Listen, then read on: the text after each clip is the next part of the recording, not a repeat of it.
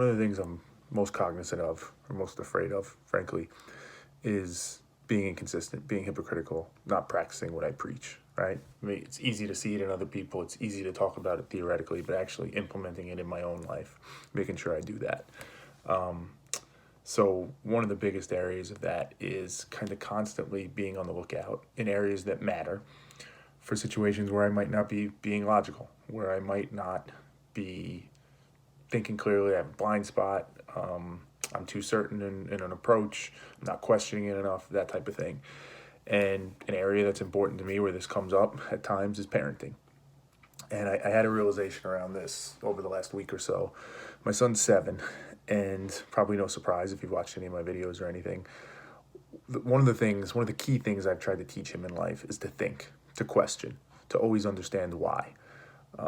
To not just take things and assume they're true, to not take the idea of certainty lightly, and to really get underneath things and understand the logic behind them. So whether that's, I'm telling him to do something and he wants to say, well, why do I have to do that? I'll answer that question. I won't give the response of because I said so. If there's a rule at school or something that's said and he genuinely is being thoughtful about it and is not sure that it makes sense or not sure if it's a good rule, he can respectfully ask about that, and he should. And that's just something that's been huge for me because I've been so afraid of the idea that, as I've had for myself and so many other people, that we get so accustomed, we get so trained, we get into this groove of just thinking, well, there's certain things we shouldn't question, or there's certain things we're not allowed to say, or it's okay if I don't really understand this thing, or I don't understand why I feel this way, or what's going on, right? To me, that's not okay. We should understand it. You should have perspective. You should be seeking that. And I want him to be able to think for himself. I want him to be in control and deliberate, and his conscious mind to be driving his actions, not his subconscious, right? So I've pushed so hard on that. But one of the things I talk about in theory is this idea of going from one extreme to the other extreme, or I guess better said, protecting against one extreme, but not realizing that you're actually pushing yourself to another extreme.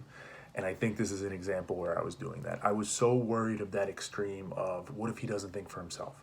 What if he doesn't question? How bad would that be? Not recognizing that I might be pushing him towards a different extreme. And in this case, it's the idea, I guess the flaw in the logic, if I'm checking my math on it now, is that I don't think I accounted enough for or took it for granted maybe that he was mentally sophisticated at 7 years old. And really, I've been teaching him this for a few years now. So at 4, 5, 6, 7 years old, that he was sophisticated enough to distinguish between the good questioning, the good understanding why, the good challenging, and then also like how his subconscious might use that, might almost kind of weaponize that to think, well, I can get what I want, or I don't have to do things I don't want to do. Right? And that's what I've started to see, which if you look at it, isn't a surprise, right? You tell somebody, question something if it doesn't make sense. Okay, how do you determine if it doesn't make sense? Well, your mind does, right? It goes through it and it says, well, that doesn't seem right. Something seems off. Something seems wrong about that. One of the most base things that would tell us there's something wrong or that something is wrong is if there's discomfort there. If something makes us uncomfortable, if it's something that we don't like, it's something that we want that we're not getting, well, that seems wrong, especially to a 7-year-old, right? And now I've given his subconscious this cognitive out to say, well, if something seems wrong, you question it, you challenge it. You don't have to just accept it. And then this slight transition, I think, starts to happen to where you should get what you want. That's the takeaway from this. You question it until you get what you want. And I think that's where he started to go, towards that extreme, maybe to that extreme. And I've started to see it in interactions between him and I, and him and his mother, and him and his cousins, and at school to some extent, to where it's not, an unjust rule. It's not a fair questioning of just something that he doesn't understand. It's he's not getting what he wants. A certain kid doesn't want to play the game he wants to play. A kid doesn't want to be his friend. He doesn't like the fact that I'm saying he can't have junk food before dinner. And instead of just Feynmaning it, right, to a Richard Feynman quote, and just being genuinely curious and just trying to get to the truth, he's got a different objective. He wants to get what he wants. But his subconscious is telling him, it's almost empowering him. It's empowering his subconscious to say, hey, there's nothing wrong with this. Your dad told you this is good. This is what you should do. You see something wrong that you don't like, you question it, you challenge it, and then ultimately you get what you want out of it. You don't accept the fact that you don't. And that's kind of where I see him sitting now is he struggles. He struggles with tolerance around discomfort. He struggles when he doesn't get his way. He struggles accepting that. He struggles being able to control himself, or his subconscious, as I would say, when things aren't going the way he wants it.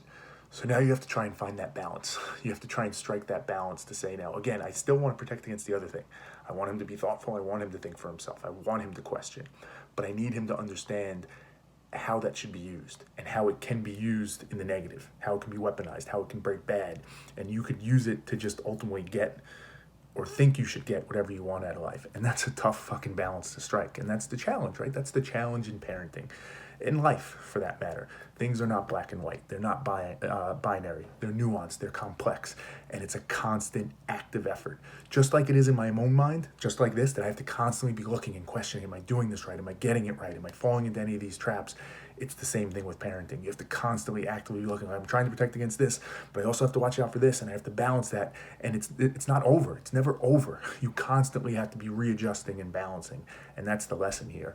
And in this case, this was a blind spot for me that allowed him to develop certain behaviors and patterns that I now need to kind of account for and adjust for. And then it'll go from there. And maybe I push too far the other way, and on and on and on it goes. But if we want to get to the better outcome, that's the work that has to be done. It would be great if it was easier. It would be great if it was set it and forget it. It would be great if we didn't have to do any of this.